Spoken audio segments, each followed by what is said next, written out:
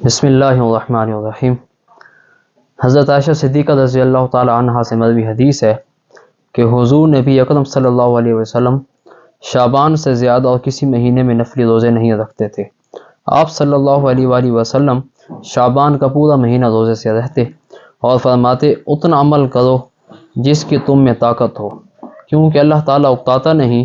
جب تک کہ تم نہ اکتا جاؤ۔ اور حضور نبی اکرم صلی اللہ علیہ وسلم کو وہ نماز زیادہ پسند تھی جس پر ہمیشگی اختیار کی جائے،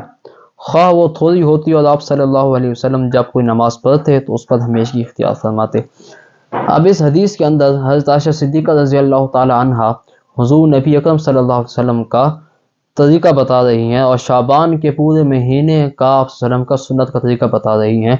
کہ آپ صلی اللہ علیہ وسلم شعبان کے مہینے کے اندر روزہ رکھتے اور پورا مہینہ روزہ رکھتے۔ یہ الفاظ صحیح بخاری کے ہیں اور صحیح مسلم میں آتا ہے کہ چند دن چھوڑ کے آپ صلی اللہ علیہ وآلہ وسلم پورا مہینہ روزے سے رہتے۔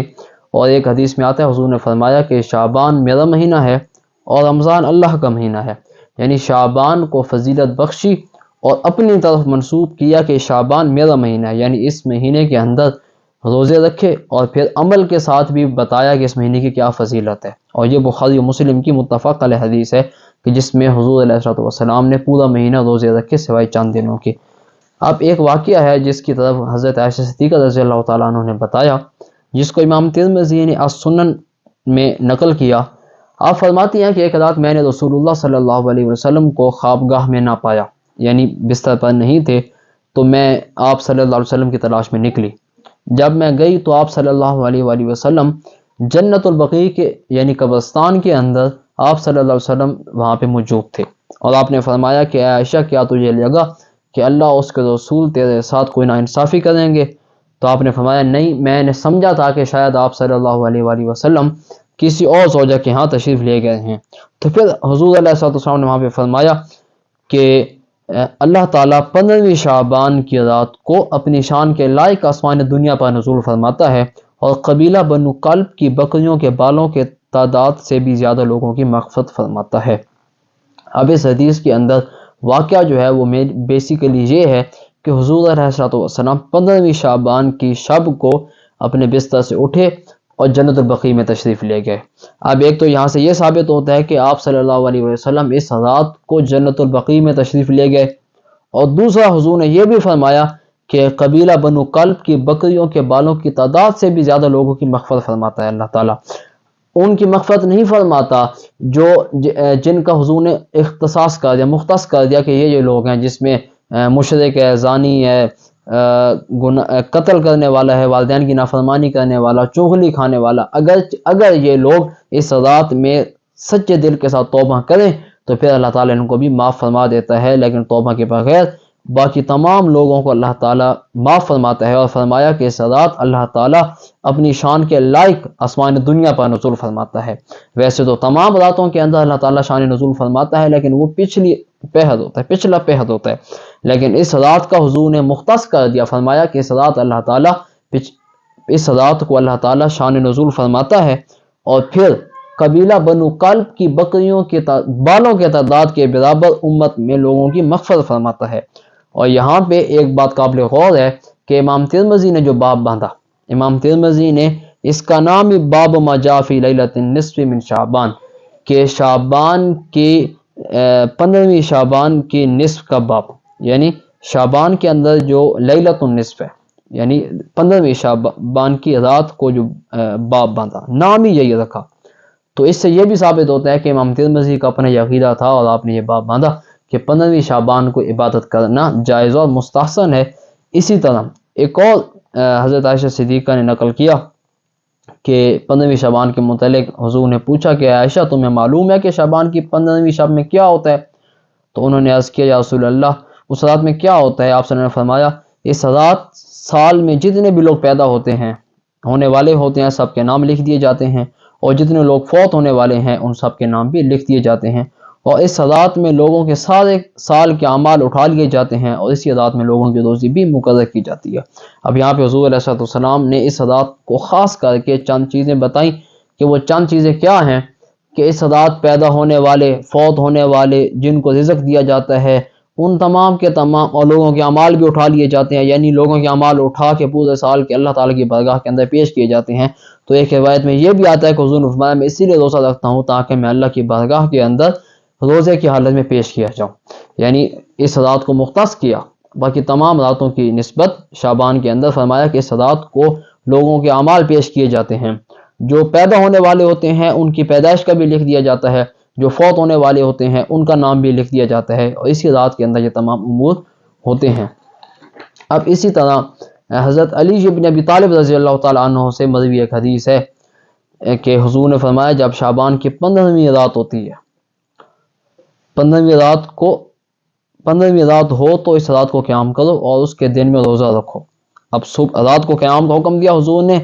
اور فرمایا کہ دن کو روزہ رکھو، اور اللہ تعالیٰ اس رات سورج غروب ہوتے ہی اپنی شان کے لائق آسمان دنیا کی طرف متوجہ ہو جاتا ہے۔ جیسا کہ میں نے عرض کیا کہ اللہ تعالیٰ ویسے تو ہر رات کو اپنی شان کے لائق آتا ہے، لیکن وہ پچھلے پہر ہوتا ہے، اور اس رات خاص طور پہ سورج غروب ہوتے ہی۔ اس حدیث کو امام ابن ماجہ نے اپنی سنن میں نقل کیا ہے، سیاستہ کی جو کتاب ہے سنن ابن ماجہ، اس میں امام ابن ماجہ نے نقل کیا اور فرمایا کہ اللہ تعالیٰ سورج غروب ہوتے ہی آسمان دنیا پر نزول فرماتا ہے اور دنیا کی طرف متوجہ ہو کے کہتا ہے کہ کیا کوئی مجھ سے مغفرت طلب کرنے والا نہیں کہ میں اس کی مغفرت کروں؟ کیا کوئی مجھ سے رزق طلب کرنے والا نہیں کہ میں اسے رزق دوں؟ کیا کوئی مبتلا مصیبت نہیں کہ میں اسے عافیت عطا کروں؟ کیا کوئی ایسا نہیں؟ کوئی ایسا نہیں، یہاں تک کہ فجر طلوع ہو جاتی ہے، یعنی اللہ تعالیٰ کی رحمت جوش مار رہی ہوتی ہے اور اللہ تعالیٰ کہہ رہا ہوتا ہے کہ کوئی مجھ سے مغفرت طلب کرے میں اسے مغفرت دوں، کوئی مجھ سے رزق طلب کرے میں اسے رزق عطا کروں، کوئی مصیبت میں ہے تو مجھ سے مصیبت کی خلاصی مانگے میں اس کو مصیبت سے چھٹکارا دوں۔ یعنی اللہ تعالیٰ اس رات آسمان دنیا پہ آ کے لوگوں کو یہ بتا رہا ہوتا ہے کہ اے لوگوں مجھ سے مغفرت طلب کرو، اور پھر حضور نے فرمایا کہ قبیلہ بنو قلب کی بکریوں کے بالوں سے زیادہ مغفرت ہوتی ہے، یعنی جو مغفرت طلب کرتے ہیں گناہ کبیرہ گناہ صغیرہ کہ اللہ تعالیٰ خود فرما دیتا ہے اس رات کو عبادت کرنے سے، اور گناہ کبیرہ کی مغفرت طلب کی جاتی ہے تو اللہ تعالیٰ گناہ کبیرہ کی مغفرت بھی اسی طرح فرما دیتا ہے۔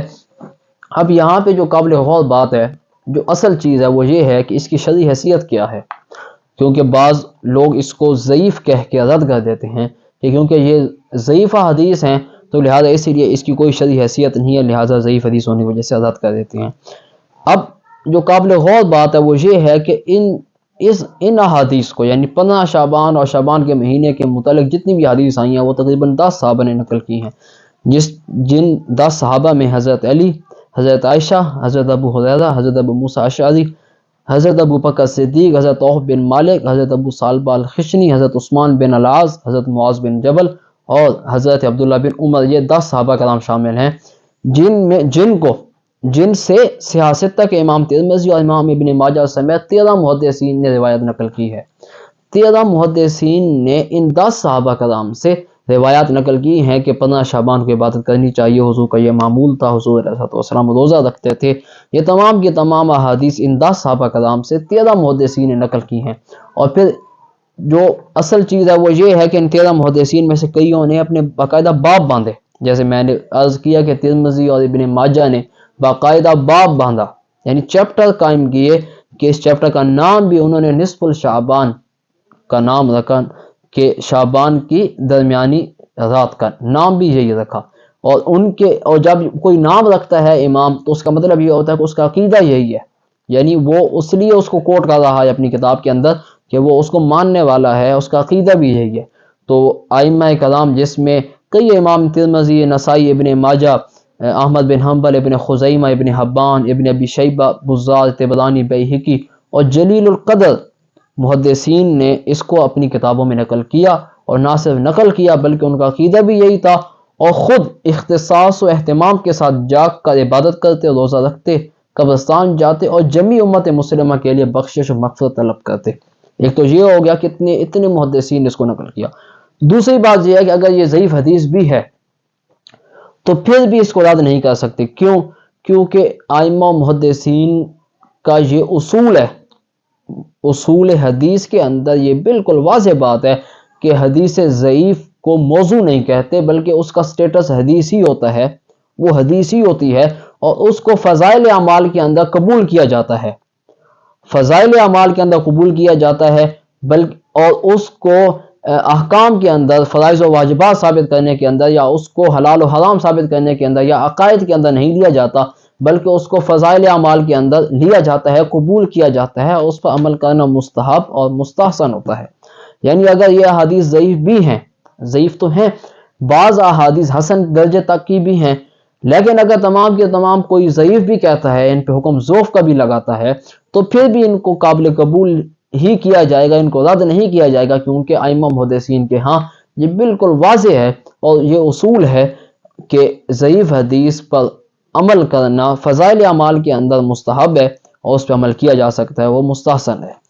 تو اللہ تعالی ہمیں صحیح علم اور علم نافع عطا فرمائے، اور شعبان کی 15ویں شب کو ذکر و اذکار آقا کریم صلی اللہ علیہ وآلہ وسلم پر درود و سلام بھیجنے کی توفیق عطا فرمائے، اور بخشش و مغفرت طلب کرنے کی توفیق عطا فرمائے۔ وما علینا الا البلاغ المبین۔